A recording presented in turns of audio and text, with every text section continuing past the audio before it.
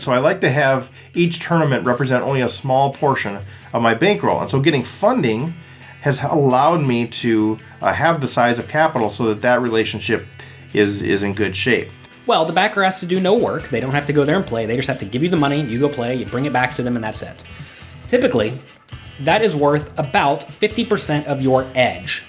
I don't want to win 100,000 and have to give away 50,000 of it. Start out small by doing swaps with friends, playing the same events that you're playing.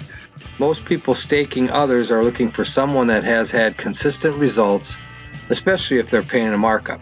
If you are the investor, the big risk obviously is getting stiffed. Well, greetings everybody. Welcome once again to the Rec Poker Podcast, officially sponsored by Running Aces Casino and Racetrack, episode number 75. I'm your host, Steve Fredland, and today we are going to be talking about staking, about getting financial backing or financially backing other folks in their poker worlds. And also we'll talk a little bit about tipping and how that works in the lives of the folks that are contributing to the episode, which include Jonathan Little with PokerCoaching.com and Mike Schneider with the Poker is Fun Tour. And we'll also have input from recreational players Brian Soja, Rob Washam, and Steve Olson. A couple of announcements before we get started. Patches are still available. They've been going out the door pretty well. We've got adhesive patches and non-adhesive patches. It was interesting, I just recently played a 6-max event at Running Aces, and 3 of us at that starting table had patches on. Myself and Taylor Moss and Tristan Zeman all had patches. We also had some more pictures that were uploaded into Twitter that I saw. There's probably more, but I saw pictures of Brian Morey, Brian Berthume, and Steve Webb all wearing the patches. So thanks, guys, for repping the brand. Also, some more patches went out the door. Bill Freed, Mike Beardsley, Aaron Elmroth, all of those guys will be wearing patches in addition to the dozens that we have already. So thanks, everybody, for your support. Let's also quick thank Running Aces, and then we'll get back to primary discussion for today.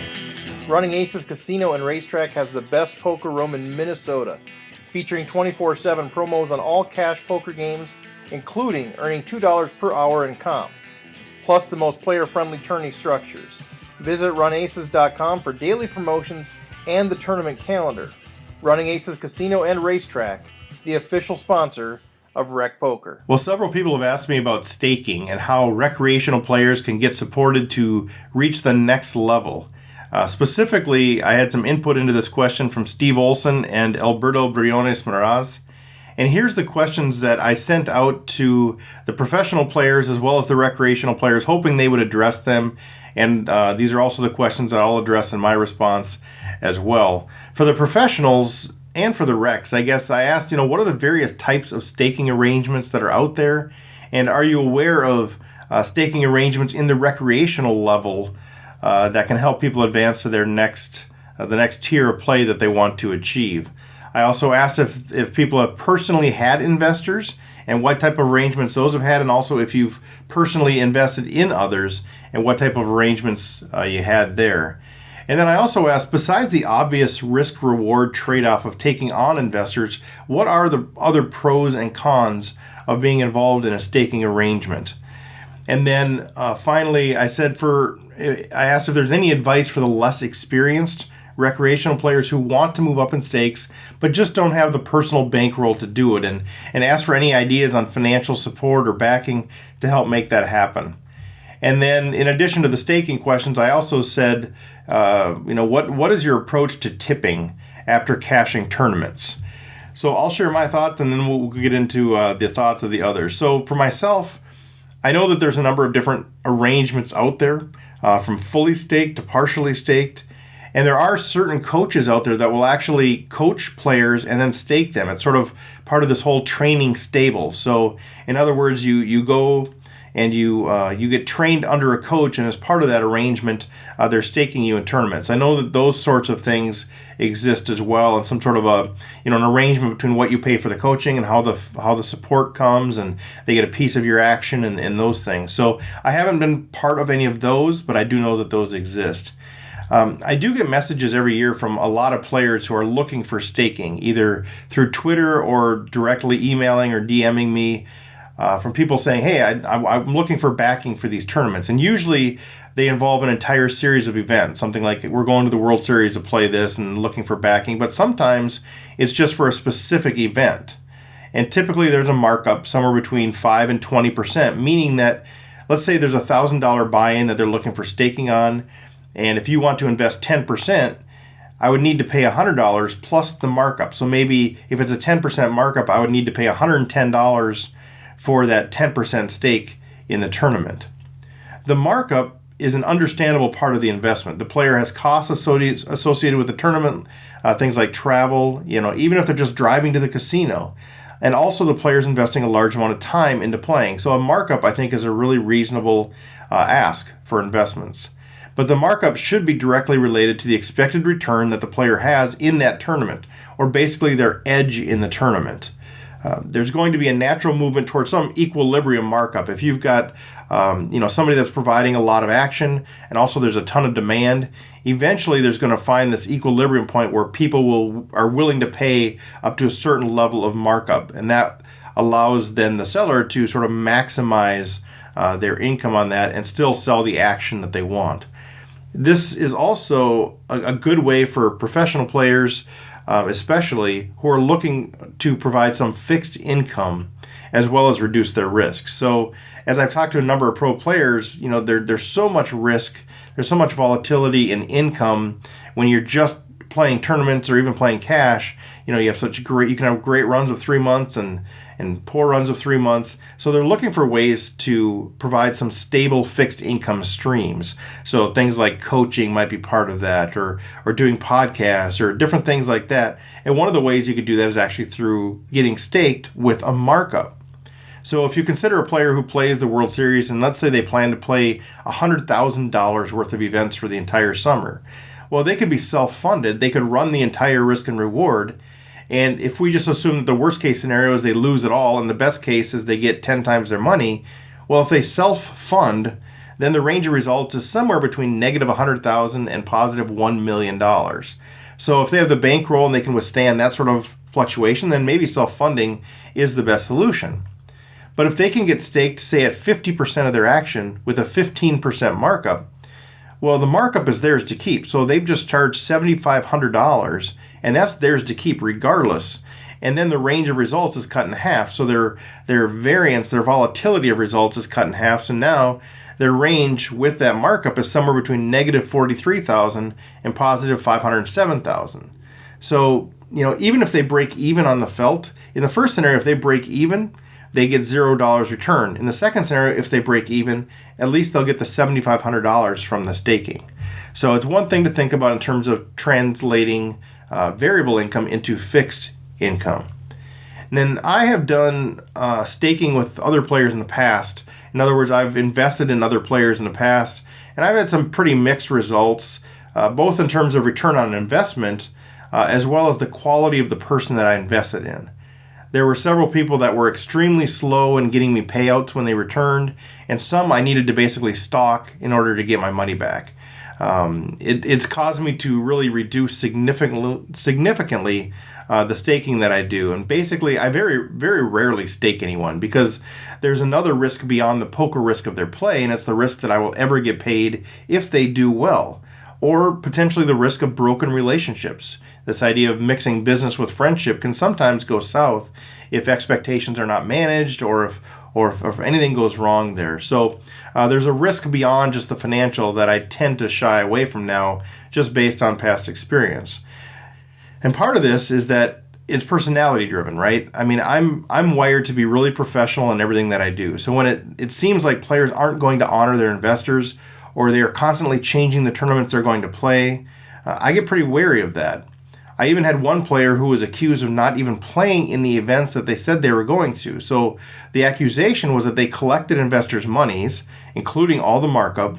They didn't play in the tournaments, and then they communicated that they busted. So they never played the tournament. They just collected that money and never had to pay anything back because they said they busted. So they made some pretty nice bank just through this sort of a scheme. So I doubt that I will ever invest in others much at all unless I really, really know that person well, or I've got somebody that can vouch for them that I really trust. Now, on the flip side, I personally have had investors for a number of years, and I know that surprises a lot of people when I tell them this, because I'm a recreational player. I don't play the big buy-in tournaments. And I've had a lot of people actually give me a hard time for this once they hear about it. But I really do have some very strategic reasons for doing this. First of all, the way that I operate my staking is as a pool of funds that cover basically all of my tournaments for an extended period of time. The first package I offered started at the beginning of 2015, so I've been doing this for almost 3.5 years, and that package ran for 3 months. And I did 3 quarterly packages to start in 2015, Q1, Q2, and Q3. And then eventually I transitioned that from a time-based package into a package based on total dollars spent. And currently I'm in my 9th package, which right now it's a total of a $20,000 package, which I have about a 60% stake in personally. So in other words, I've sold about 40% of my action in virtually everything I play. I don't count home games, I don't count cash games, I don't count any sort of pre-specified special events that I do with buddies. I don't include charity events, but generally it's almost everything I play. And doing this like a pool creates diversification for my investors. So there's less volatility of results. So in other words, if they invest in me with one tournament, they're basically going to lose everything they invested, or they're going to get a very nice return. Doing it more like this pool of collection of a series of different of tournaments, it really reduces the volatility of results, and it gives me an opportunity to provide a nice return over a more extended period of time. And most of the people that are my backers are primarily close friends and family, but that has expanded as my package has expanded and there's been more interest. I do run everything extremely professionally. I track everything carefully. I keep all my receipts. I send out regular updates of statuses and other communications. I give people the options to add more, add less, depending on the situation. And so that's sort of how I do things. Now, I mentioned I do funding like this for some strategic reasons as well. And one is, first of all, making sure that I'm providing capital to help make sure that my tournament buy-in relative to my total bankroll is in a good relationship. In other words, if I have a $20,000 package, it's not a huge hit. If I want to play a $350 or a $500 tournament, it's not a huge part of my bankroll. If I have a $2,000 bankroll and I'm playing a $500 tournament, well, I'm taking 25% of my bankroll and playing one tournament. That's not a good relationship. That just introduces too much volatility into my potential for playing other tournaments. So I like to have each tournament represent only a small portion of my bankroll. And so getting funding has allowed me to have the size of capital so that relationship is in good shape. Now, if I continue to do well, I either have to extend the size of the pools, or I'm going to have to scale back investors by others, and maybe eventually then I just become completely self-funded. I have the bankroll where I don't need other investors. But I want to keep that in relationship. I don't want to play bigger than my bankroll really allows. The second strategic reason I do this is risk reduction. I like to reduce the amount of risk that I'm taking with each individual tournament and overall. So I mentioned that I have about 60% of my action. So if I play a $280 tournament, I have about $160 that I've invested. So it reduces that quite a bit. Now you might say, well, yeah, but when you play a $30 tournament, you only have $18 of yourself. Well, that's right. That's part of the diversification piece. So I'm reducing all of my action. So in that one particular tournament, maybe it doesn't make sense, but as a broad strategic approach, I love what this does to my results. The third strategic reason I do this is I love this idea of building up a track record, which I can then use for both my current investors as well as future investors. If you just say, yeah, I'm a good player, I'm a winning player, well, what proof do you really have of that? It's just your word against others. And I think most people don't even realize, they have no idea what their ROI is. They can make a guess, but if you're not tracking anything, you really have no idea. I think about it when I used to bowl leagues. I used to do bowling in leagues, and you'd ask people what their average is, or people would ask me what my average is. And before I bowled leagues, I would have said, "Oh, here's my average." And then I actually bowled, and I had a record of it, and it wasn't as good as I thought it was.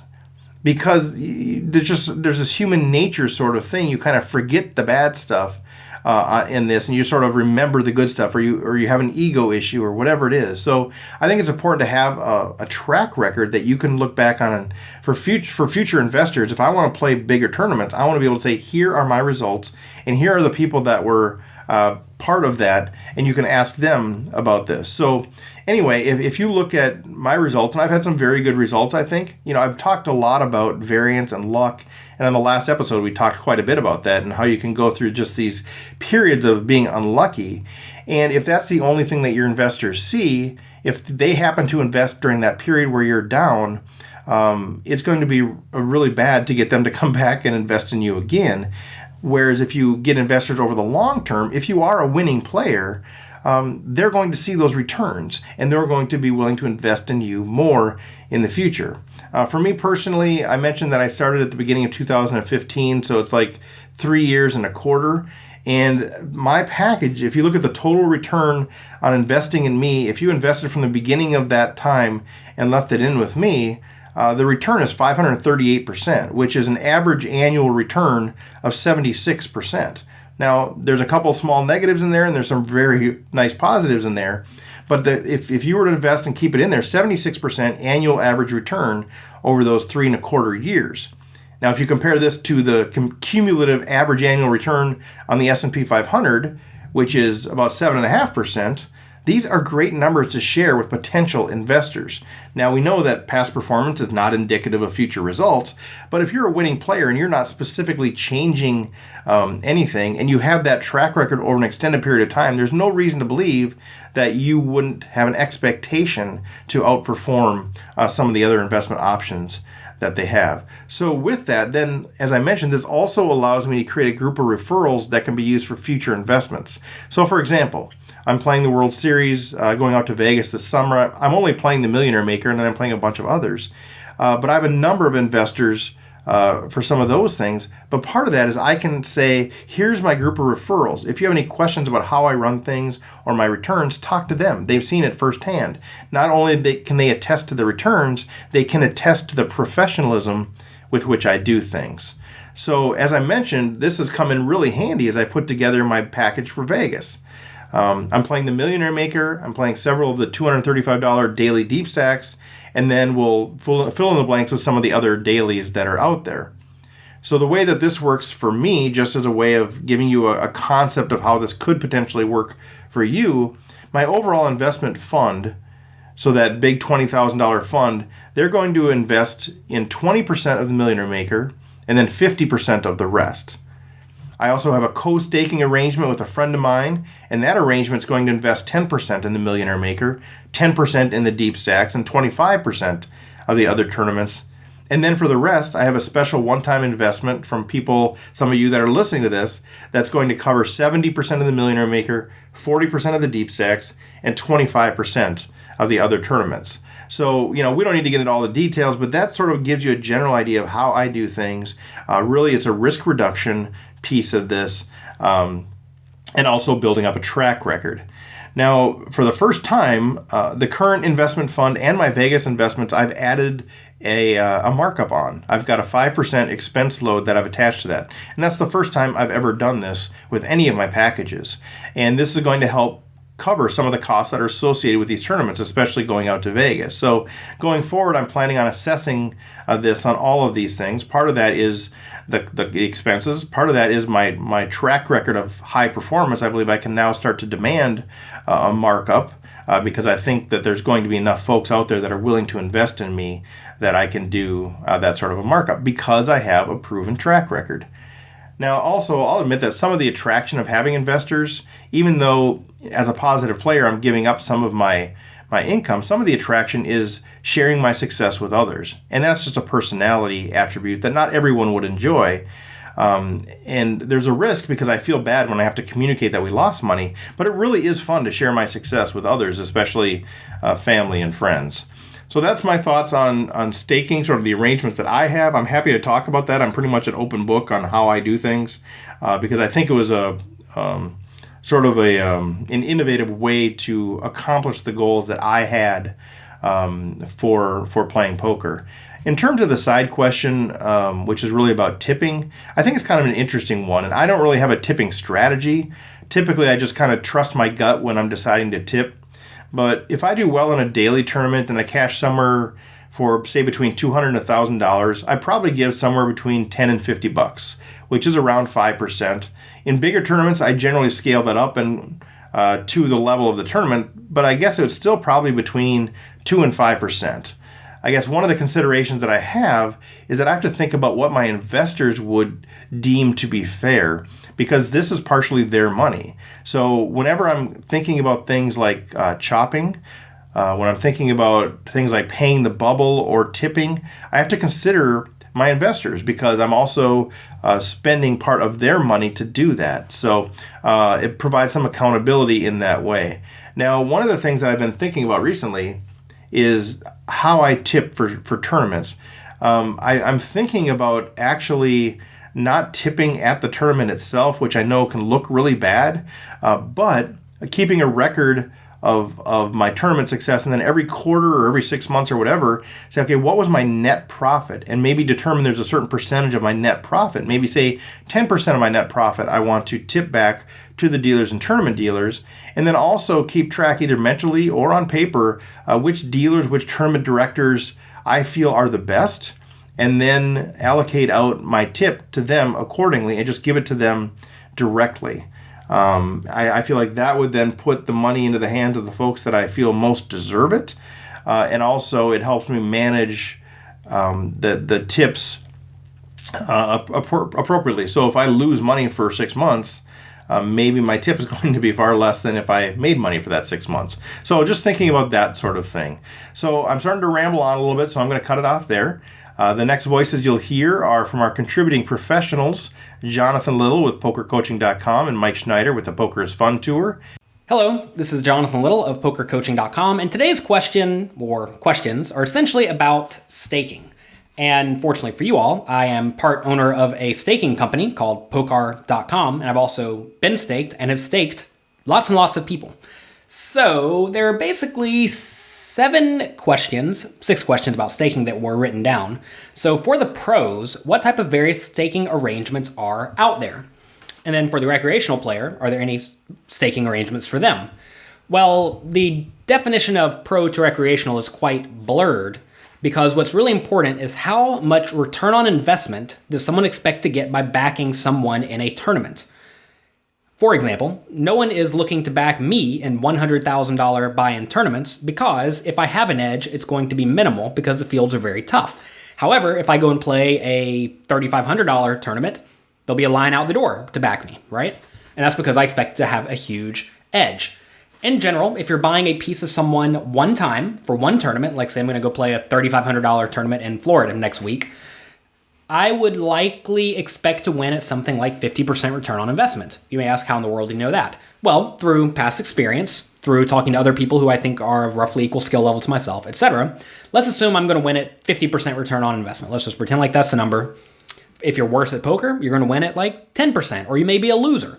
Clearly, if you're a loser, no one should back you because they're just giving away their money, right?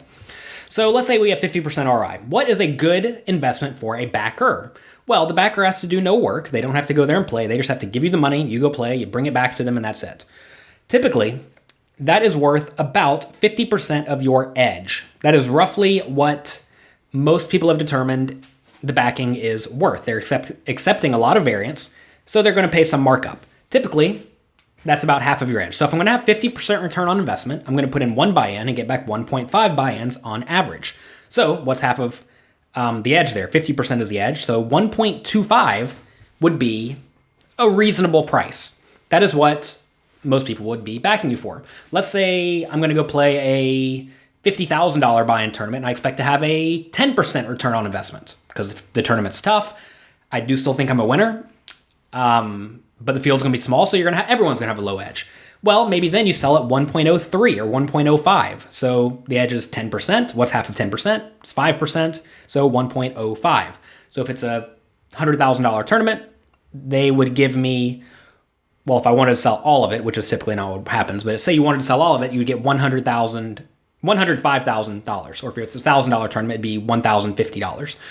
Typically, when people are selling action like that, they almost always agree to have some portion of themselves at the minimum. Usually when I'm selling action for the bigger stuff, I'm keeping about half of the action. Typically, it's based on what you want to keep your average buy-in out. Average buy-in is a very important number for tournament players because that lets you know how big of a bankroll you need. You certainly can play bigger than, like let's say there's a soft $25,000 tournament that happens sporadically at some of these larger series. Even if you're only bankrolled for, let's say, a $10,000 buy-in tournament, it may make sense to play a $25K every 3 or 4 times a year if the tournaments are very soft because you expect to have a big edge. So anyway, that's the type of arrangements that are available. You'll find some completely oblivious people who will say something like, oh, I'll buy you in and then you give me half of whatever you win. That's basically buying you at 2 to 1, 2.0, which means that you have to have 100% return on investment. That's the amount you're putting in above one buy-in, right? You have to have 100% return on investment for the backer to break even. And clearly, no one has that in tournaments unless it's something like the World Series of Poker main event and you are a really good player. So I would definitely say it is unethical to take money from someone at that high of a markup if you know your edge is less, which it almost certainly is. That said, you'll find a lot of people out there essentially scamming people or just taking advantage of people's obliviousness because they think, oh, I'll buy in and you give me half of it. But they are just lighting money on fire. Anyway, next question is, have you personally had investors? Yes, and I've had lots of arrangements. I was backed by a very well-known high-stakes player for a long time. Our deal was basically an unlimited makeup deal where I could basically play whatever I wanted within reason. Usually we were capped at 25K on my discretion, then higher would be on the backer's discretion. And whatever I lost would go against my wins. So basically, say I play and I am down like 100K, let's say. And then I win a tournament for 150K. So I lose 100K, I win 150K. Okay, that's usually how it happens in tournaments. If you look at tournament graphs, they go in the downward direction. Until you win something, then they skyrocket up. Then they go down for a while again, then they skyrocket up. That's when you win something. So I would be up 50K. I put in 100, I got back 150, we'd be up 50K. Then we agree on some sort of a split. Ahead of time, you don't do that after the fact, you do that ahead of time. And we agreed on 50-50, so we split whatever I get up at any point. Anytime I'm up, we cash out. And on mine, I had my expenses paid as long as I keep my expenses reasonable, which I always do, which is very beneficial. I had a deal a long time ago where I did not have expenses paid, and that ends up being like $30,000 or $40,000 a year. But whenever you do get the cash, you end up paying. Your expenses go on the markup or on the makeup. So say you're down 100K, but you have 30K in expenses, and you get 150K. Well, now you're only up 20K, so you split that $20,000, so you get $10,000 each. That's a makeup deal. That's somewhat common for long-term deals. I typically don't like buying long-term pieces of people because people go through swings in life. And also if someone gets buried in makeup, which is what it's referred to when you're down a ton, like let's say you're playing $1,000 buy-in tournaments, but you get down 300,000. Well, now your only shot to get up is to have some gigantic score, and that just doesn't happen. You end up getting depressed and sad, and that's not good. There are lots of other things we can discuss makeup, like what if your backer wants to sell your makeup to someone else, et cetera, but that's beyond the scope of this short video, I'm sure, or short audio. I'm sure I'm already over my time. Next, have I backed others? Yeah, like I said, I typically buy one-time pieces of people or packages for series of people who I respect. I want to buy pieces of people in spots where they expect to have a big edge, and I expect them to have a big edge because I know these people, I've played with these people. And also, I want to make sure they really care about the event. Something that happens sometimes is someone will go and they'll play a series of tournaments, and there'll be like a $10,000 main event or $3,500 main event, and then a bunch of $300 tournaments. Quite often, this player doesn't care about the $300 tournaments. Obviously, you want to back reputable people who are stand-up in the community, who have a proven track record of winning, which is very important. A lot of people think, oh, I'm recreational, I need a shot. But no, that's not who you want to back. You're giving away your money if you do that. So anyway, I'm only going to be buying series of people for people who I know are true professionals. Like if I'm selling a package, for example, for a series, people can count on me to be there on time, ready to play every single day. And I'm not going to take any tournament less seriously than the others because I realize this is my job and I take it very seriously. Okay, besides the obvious risk trade-off for taking investors, the investors are taking on, what are the pros and cons? Well, the pros of investing in people are that you don't have to spend any time.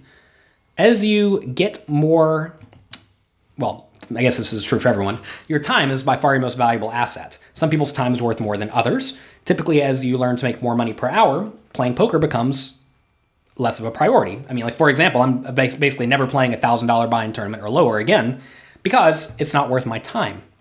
But for a lot of people, it is worth their time because they have not achieved financial success yet, right? So anyway, the backer can spend 5 minutes vetting someone, etc. I mean, usually you just know these things, but a backer can spend almost no time browsing a package, finding a good deal in their minds, giving the money, and that's it. You're going to go out and you're going to make money for them. It's like investing in a stock or investing in a startup company. You're going to put in money at some markup and someone else is going to do all the work for you. But, you have the capital that gets them in there. Like, for example, if someone wants to put me in a $100,000 buy-in tournament, I'll take it because I'm not going to play it anyway, and it's definitely going to be worth my time still. But for a lot of these players who are backing people for $100,000 tournaments, it's not worth their time to play it because they're already really, really well off. All right, any advice for less experienced recreational players who want to move up in stakes but don't have the personal bankroll to do it? If you do not have the personal bankroll to move up, it's almost always because you're not good enough to move up. That is the truth of it. A lot of people think, if I just had a bankroll, I could compete with these guys. Usually they're being egotistical and nonsensical.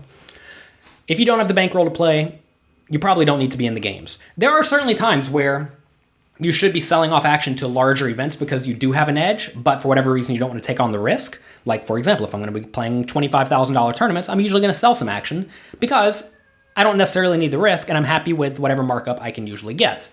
But if you're playing like $200 tournaments, no one in their right mind should put you in a $3,500 tournament because you are not good enough to beat those games. If you were good enough to beat those games, you would grind the $200 games consistently, you would grow a bankroll, and you would deserve to play those games because you have the bankroll to put yourself in. And I mean, for myself personally, like 99% of the games I play, I could easily put myself in. Because I have the bankroll to do it, and I have grown my bankroll over time. I'm trying to think the main times you would need backing. The times you need backing are when you want to keep risk low, but you are certainly a winner in the game. And that's usually when you, like, let's say you're good enough to beat $5,000 tournaments. You've proven this, you have a bankroll for 5K tournaments, but there are bigger tournaments like 25Ks. Maybe you don't want to take on that risk. Or maybe you don't get to play very much anymore because you're doing other things, right? Remember, poker may not be worth your time anymore, but you could perhaps get in those bigger games. That's not going to be the question for that's not going to be the case for like 99.9% of people. A lot of people just want to get rich quick. All playing bigger does, it's a very important concept. All playing bigger does is make you play against tougher opponents where your edge is going to be smaller. Sure, you get some experience again by playing against better players, and maybe you think, I'd rather lose their money than mine, but that is quite an unethical way to look at it, or maybe just a very predatory way to look at it. There are a lot of backies who are incredibly predatory. They think, I'm going to get someone's money, I'm going to go spew it off, maybe I'll get lucky, and I'll go on with my life, because hey, it's their money, I don't care. But if that's the type of person you're backing, clearly it's not going to go well for you. Oh man, I could write a book about this. That's all I'll say for now. If people have other questions, feel free to ask me. I'm happy to help with this type of thing. In general, though, backing people in small stakes tournaments is often going to be a losing proposition because the rake is high, the structures are poor, which leads to low return on investments even for good players, and the good players don't need backing for the tournaments. Hi, this is Mike Schneider, or some of you may know me as Schneids. So, a question of staking, there are mainly two different ways this is primarily done, in which way number one, you sell for one event at a time, typically anywhere from no markup to a small or moderate size markup, or the other way where you sell a package or even a long-term deal that goes just forever until either investor wants to back out or everybody's made enough money. But this way, there's typically makeup. So if you were to do it that way, you play a tournament, you lose, you're down, let's say you're playing only $1,000 ones, you're down $1,000, you play, you lose, you're down $2,000, you play, you lose, you're down $3,000, you play, you lose, you're down $4,000. You play and you min cash for $2,000. That pretty much just goes towards the -4, so becomes minus $2,000, or I guess $3,000, depending on if we're saying the cash was $2,000 or profit, whatever. And that way, then once you finally get get above zero and make money, you and your investor get to split it at whatever your terms are. I mean, not exactly sure what the common terms are. I would guess 50-50 splits, but again, I'm not too connected to that world and haven't been in a long time, so I'm sure Jonathan Little or Chris Wallace or any of the other people in here may have a little more insight on that kind of deal. I'm a little more familiar with the simple, hey guys, I'm going to play the MSPT in 2 weekends. I'm going to sell for all bullets I play. You can have 10% for $125, like that kind of stuff. That's the pretty common way to do it and allow a lot of people do it and works out pretty well. Then on the topic of markup, I'd say it's pretty much whatever the market will give you. I mean, the way how most people do it is if they know people in poker, they send texts, they post about it on Twitter, either post it on Facebook, whatever. I mean, there's no right or wrong way to do it. I mean, people will pretty quickly tell you if your markup is an insane amount or if people just simply aren't making you sending you any messages saying, hey, I want a piece. Probably a good indicator you're asking for too much. For a moderately skilled tournament player, anywhere from 1 to 1.2 is probably about what you should expect or hope for. And a lot of times too, like I say, for me, I live in Minnesota, so if I'm playing a Minnesota tournament, if I were to ever sell a piece, I don't really think there should be too much markup, if any. Whereas if I'm going to travel to Vegas and play World Series events, I think there should be a little more markup because I'm incurring travel costs and it takes up more time in my life, and just I think that is a worthy consideration. And then plus, just like World Series, you can win a huge amount of money in a tournament, especially the main event. So there's a greater upside for a potential investor for a small amount of money. So I think that also weighs into it just a little bit as well. And then have I personally had investors? Not too often. Occasionally for World Series events, I've sold a couple of pieces. And then when I won the Party Poker Million in 2006, I had sold some pieces and swapped some pieces. But I generally shoot people down when they ask. I like having as much of myself as possible, and especially for like the $1,000 tournaments, I don't play them that often. So for me, they're just a break and something different. And I don't want to win 100,000 then have to give away 50,000 of it because I sold 500 myself when I could have afforded to just pay for the whole buy-in. Like it's all personal preference though. I mean, if you're somebody who's not rolled for something and want to try it, yes, it makes sense to sell half of yourself to get a taste of a bigger buy-in tournament. Like not at all dogging that. It's a great thing for a lot of people, and you definitely, if you have the resources available to you, there's no reason not to. I guess besides risk and reward trade-off for the investors, I mean, the other pros and cons, I mean, the pros, you sometimes get a really fun sweat, and you just, I mean, in a way, if you're investing in winning players, it's kind of reducing your variance a little bit. Just you're getting more stabs at people possibly making deep runs. Then the cons are, I mean, tournaments are swingy, so the more money you're putting in, you might go through dry spells that are even larger dollar amounts compared to if you're only playing with your own money for yourself. So if you're buying in yourself and buying in other people, like you might have bigger dollar downswings, even if in theory the variance should be smaller because you're getting more stabs at making a big hit. Then otherwise a con could be, I mean, depending on how well you know a person, you might somehow get screwed and not get paid. I mean, that's always a consideration. So before you invest in somebody, how well do you know them? Are you giving them cash? Are you sending on Venmo or PayPal or wiring or some kind of verifiable form? Are you getting it in writing? Do you trust them enough that you don't need to get anything writing and signed? Like, those are all considerations. But yeah, I guess beyond that, I'm sure everybody else will cover a lot of things, and I'm getting kind of long here. So again, this is Mike Schneider, or Schneids as you know me. You can find me on Twitter at Schneids Poker. SCHNEIDSPOKER, and I'm the founder of the Poker is Fun Tour, which I keep saying coming soon, and honestly, we're like 2 or 3 months away now. I'm just waiting to finalize some details. You can find that on the internet at piftpoker.com or piftpoker on Twitter. Thanks. Goodbye. Well, thanks so much, guys. Let's take a quick break here to thank our official sponsor, Running Aces, and then we'll be back with thoughts from our contributing recreational players. Running Aces Casino and Racetrack has the best poker room in Minnesota, featuring 24/7 promos on all cash poker games, including earning $2 per hour in comps, plus the most player-friendly tourney structures. Visit runaces.com for daily promotions and the tournament calendar. Running Aces Casino and Racetrack, the official sponsor of Rec Poker. Staking and investing in the poker world is very common. Most tournament professionals have some sort of staking agreement, whether it's full 100% staking, including travel and expenses, or just tournament buy-ins, or a partial percentage-based staking agreement.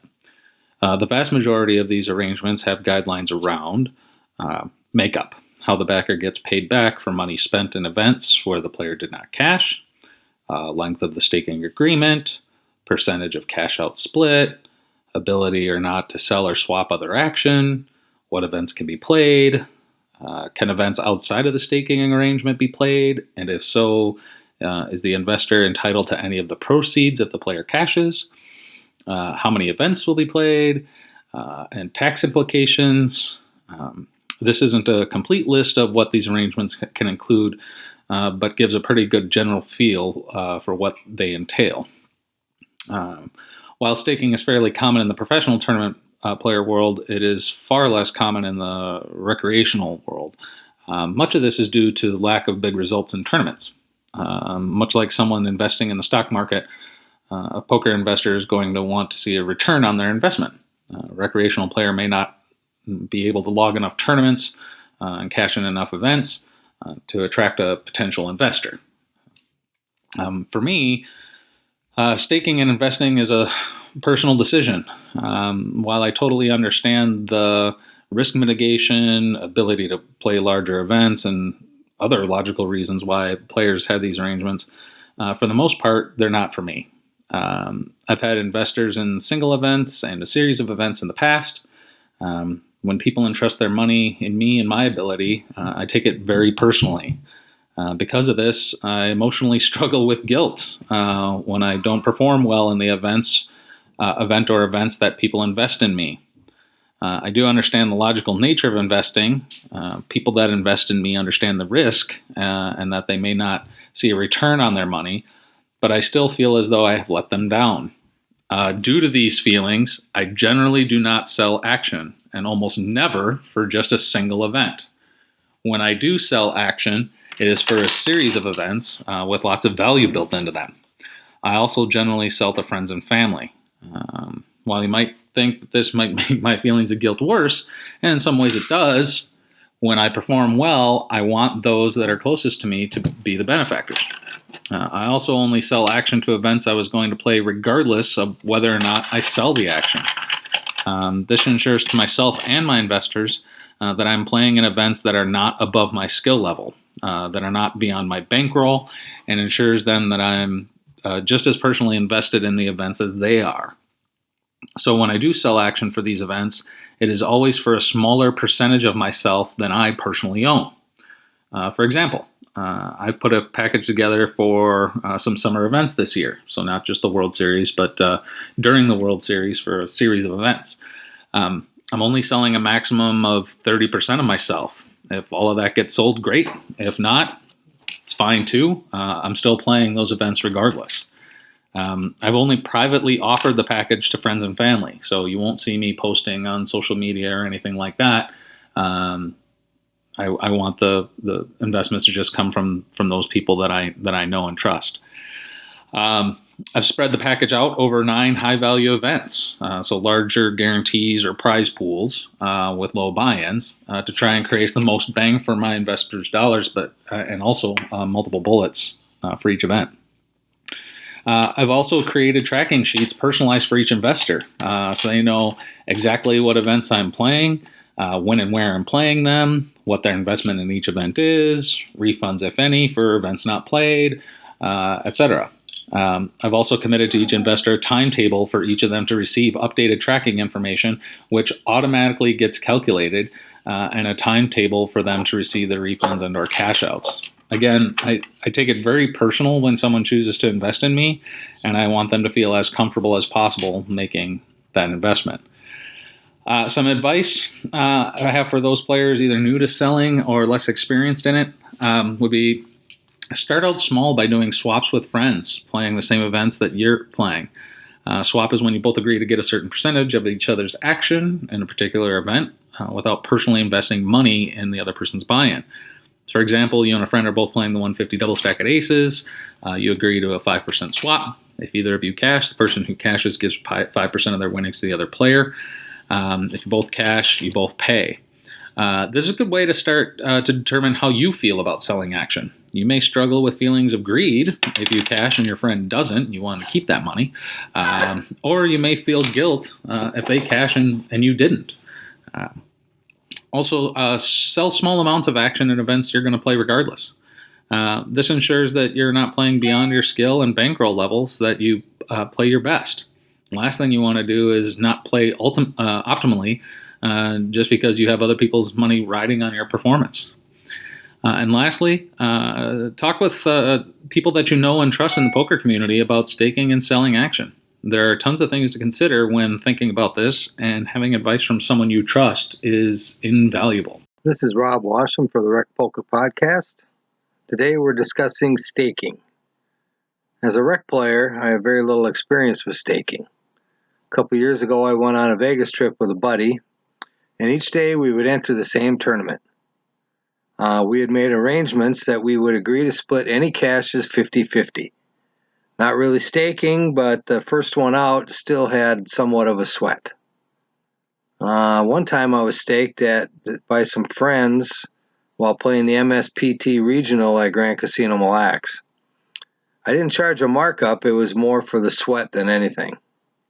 That's about the extent of my staking experience. Less experienced rec players are going to have a hard time finding people to stake them. Most people staking others are looking for someone that has had consistent results, especially if they're paying a markup. A rec player's best chance of receiving staking is going to come from friends and relatives. So don't expect a markup in that case, because you'll have a hard time explaining markups to non-poker players. And the side question is on tipping. I'll tip the dealers anytime I make the cash. I will generally tip in the 2% range. I have tipped more, especially up at Grand Casino Mille Lacs. I play a lot of poker up there, and I know the dealers, so I tend to be a little more generous and tip up to 5%. In cash games, I typically play like 3-6. My tip will depend on the size of the pot. If I win the blinds, I won't tip. If I win a small pot, I'll ask the dealer to chop a white chip and give them a silver. For a medium pot, I'll give them a white chip. For the monster pots, I'll give them 2 white chips. And same goes for any 2-100 or 1-2 no limit games I happen to play. And that's all I got for this week. Talk to you next week. Hey, Rec Poker listeners, this is Steve O, here to talk about this week's topic, which is staking and investing. Big topic. A lot of recreational players, beginning players, don't know a lot about it. I'm not going to presume to be I'm any sort of expert on it, but I'll share with you what I do know. Steve Fredlin has posted some questions for us this week, and I'm going to kind of group the first two together. Am I aware of any staking arrangements? And have you had any personal investors in what type of arrangements? I'm not, other than whatever I do, I'm sure there are plenty of arrangements that go on. As far as my personal arrangements, I'll tend to hedge my bets. And what I mean by hedge my bets is I'll trade pieces of myself with other players that I, have faith and confidence in, that have a good chance of cashing, that I know are solid players. I wouldn't do it with people because I think they're my friends or because I like that person. this is about cash. It's about money. It's about making money. It's because I would believe that it would be worthwhile to do it. And it's a good way to hedge your bet. Let's say you trade 5% of yourself with 3 other players. At the very least, if they're solid, you can, cover your buy-in. And if they go on and come in for a second and third, you can make some really good money even by if you bust out. And if you all bust out, you're all out. And even if you do bust out, you're not out anything, because since you've traded, you're not out any sort of makeup. The next question, have I invested in others? I have invested in other players a couple of times. No real big stakes, smaller dailies. I have not personally been, had taken on investors, because there are some pros and some cons and some risk and some reward, which we'll get to in the next question. Pros and cons. Obviously, the pro as a player is you're not playing with your money. You're not taking the financial risk. However, it's not that easy, and there's some definite cons to it. Whether you like to think about it or not, if you have an investor, you work for that person, period. And this is what I mean, and this is the other con, is the makeup. The makeup simply means is that if you have an investor, they pay your way into the tournament, you split the winnings 50-50, plus the investor gets the cost of the tournament recouped. So let's say the tournament costs $100, you win $1,000. The investor is going to get the $100 back, which leaves $900 left over. And you would each get $450. So you would get $450. Your investor would get $550. The problem with the makeup is what happens when you lose. The makeup doesn't go away. So now you get to the next tournament. Your investor buys you into that. If you cash, you owe him the price of the previous buy-in. You owe him the price of the current buy-in. After that's paid off, then, you split the winnings 50-50. And if you're not cashing consistently in the top 3, you're not making a ton of money.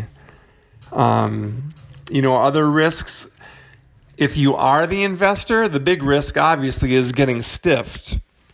And don't think, there's big name players that we all know that are certainly, have a reputation of running bad and stiffing people. The one name I would put out there is Mike Matusow, and the only reason I'm putting that name out there is because Daniel Negreanu has talked about it very publicly, about him stiffing investors and going broke. So that's obviously the big risk. If you're going to invest in somebody, you got to know that you can trust them. And if you're talking big buy-in tournaments, 1,000, 5,000, 10,000, 50,000, you're talking, some pretty serious money. What advice do I give if you're looking to move up? You don't have the bankroll, but you want to move up in the stakes. If you don't have the bankroll to move up in the stakes, you're probably not good enough to move up in the stakes, and which means you're probably not good enough to take people's money to play in those. I probably wouldn't do it. And if you're looking to move up, that is exactly what qualifiers are for. Get in the qualifiers for a price that you can afford, win your seat, see how you do.